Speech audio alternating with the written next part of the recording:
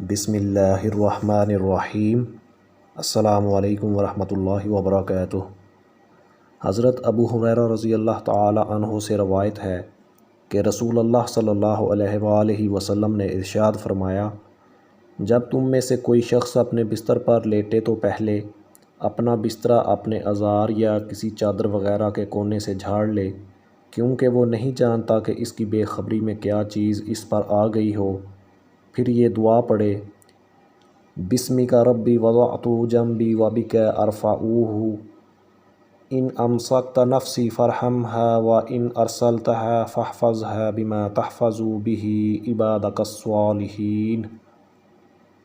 اے میرے پالنے والے، تیرے نام سے میں نے اپنا پہلو رکھا ہے اور تیرے ہی نام سے اٹھاؤں گا۔